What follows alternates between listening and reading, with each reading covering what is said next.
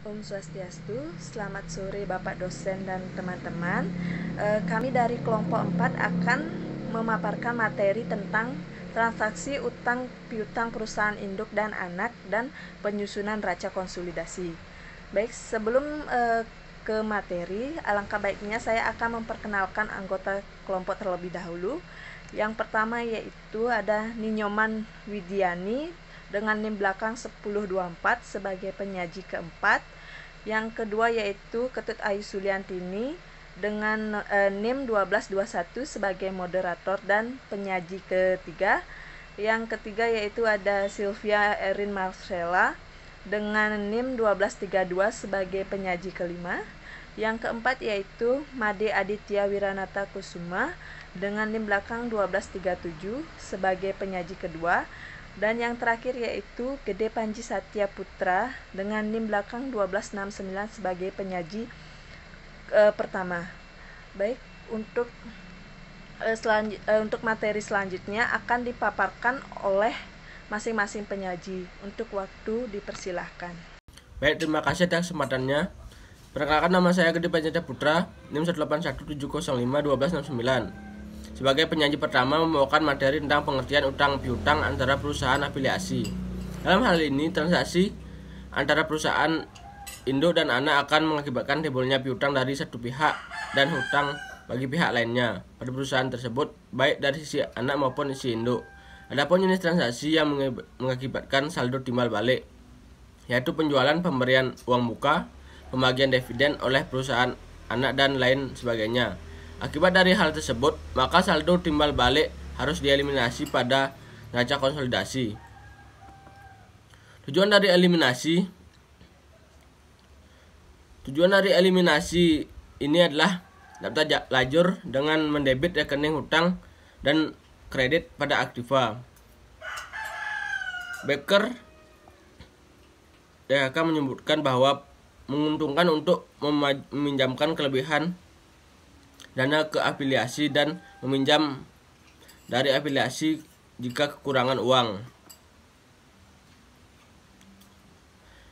Hal ini dikarenakan meminjam akan mendapat keuntungan dari tingkat bunga pinjaman yang lebih rendah, persyaratan kredit yang lebih lunak, dan jika dibandingkan dengan penawaran utang ke publik sifatnya lebih informal dan biaya pengeluaran uang lebih rendah. Sedangkan afiliasi pinjaman dapat memperoleh keuntungan di mana perusahaan dapat menginvestasikan kelebihan dana pada perusahaan yang sudah sangat dikenal, sehingga memungkinkan untuk dapat imbal hasil tertentu dari dana yang diinvestasikan dengan resiko yang lebih kecil jika dibandingkan dengan menanamkan uang di perusahaan lain yang tidak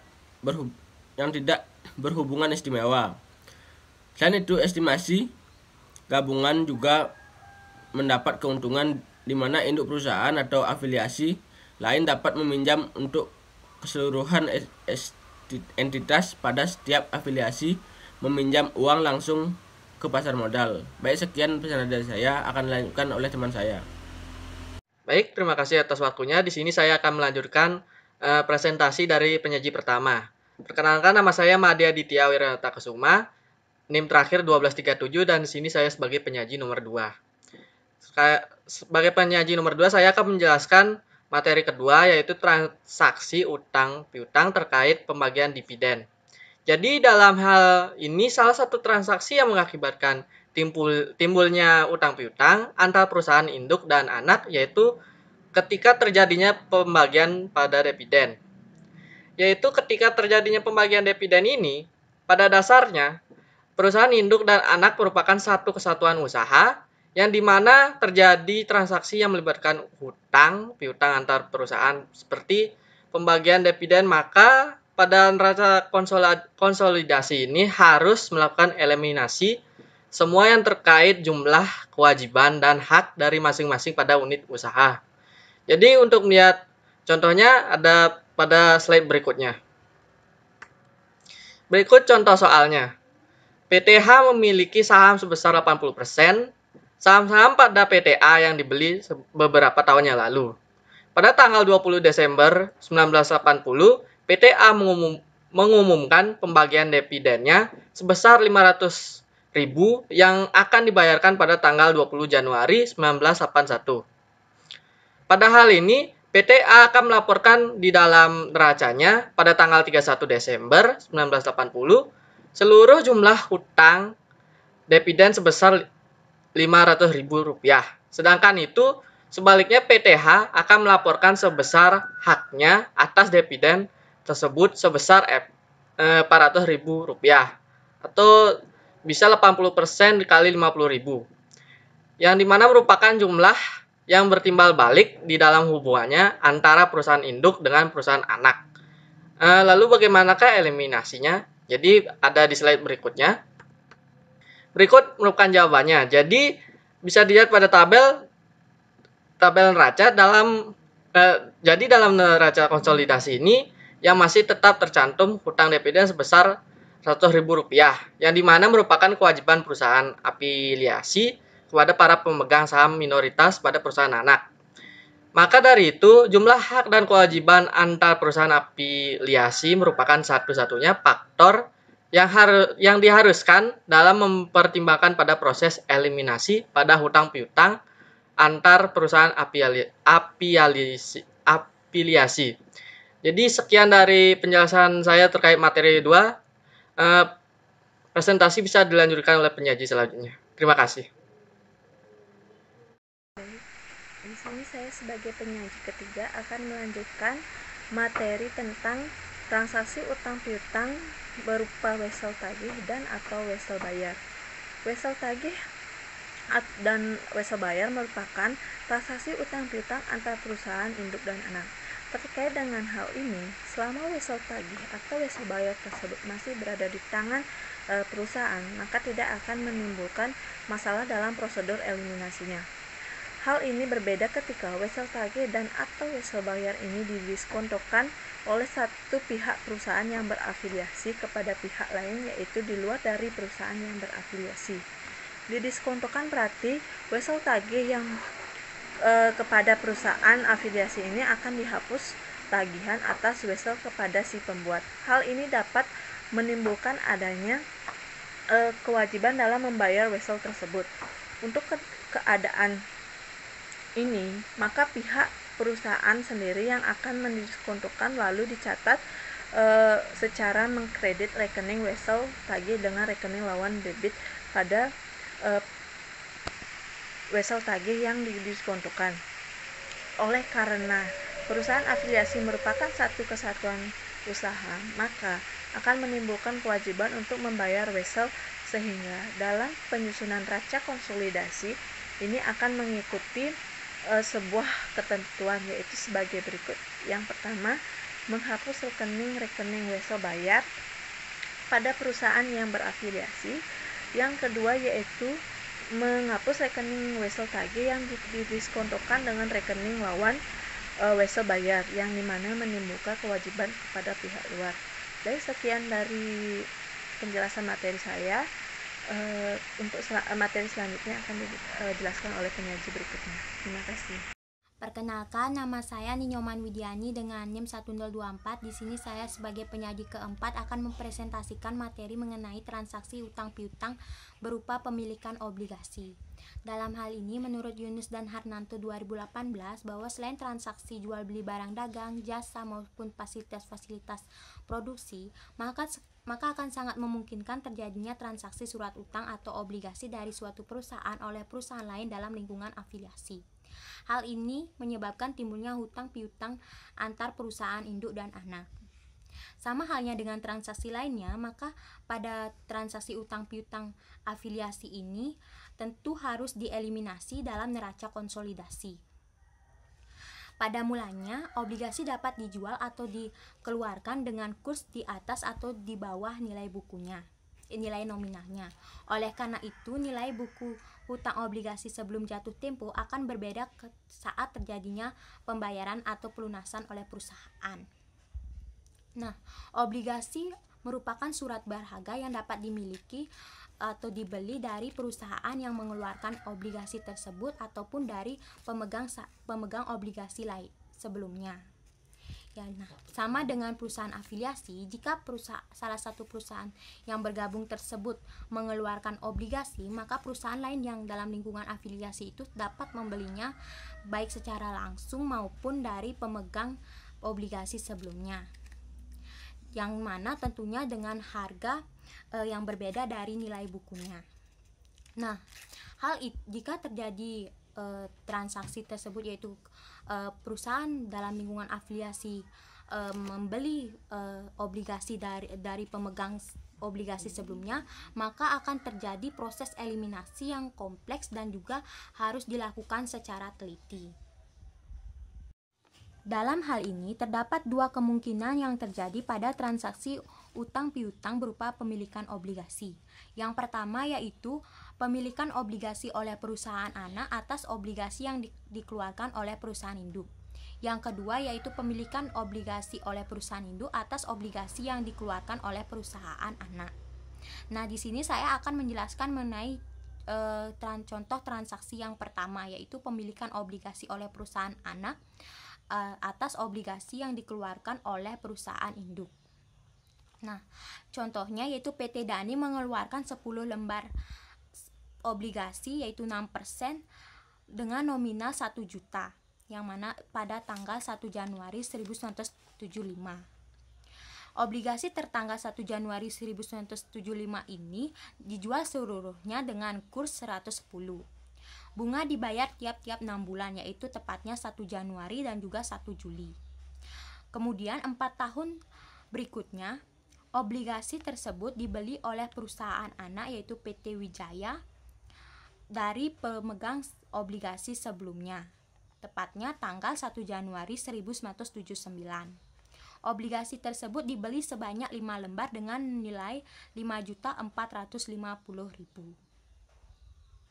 Baik, di sini saya akan menjelaskan proses penyelesaian kasus tersebut. Nah, pertama kita hitung dulu nominal 10 lembar obligasi. Dikatakan pada soal yaitu harga per lembarnya itu adalah 1 juta. Maka 10 kali 1 juta sama dengan 10 juta. Kemudian untuk premium obligasinya yaitu 10% dikali 10 juta sama dengan 1 juta. Kemudian akan dikurangi dengan amortisasi yang terjadi pada 1 Januari 1975 sampai dengan 1979, yaitu 4/10 dikali 1 juta. Hasilnya yaitu 400.000. Premium dikurangi amortisasi yaitu 1 juta dikurangi 400.000, hasilnya 600.000.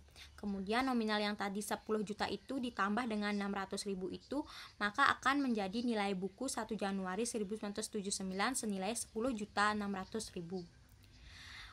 Sekarang kita hitung nilai buku untuk 5 lembar sahamnya yang akan dibeli oleh PT Wijaya selaku perusahaan anak, yaitu 10.600.000 dibagi dengan 2, karena masih 10.600.000 itu merupakan harga nilai buku per 10 lembar saham, jadi tinggal dibagi 2, hasilnya 5.300.000.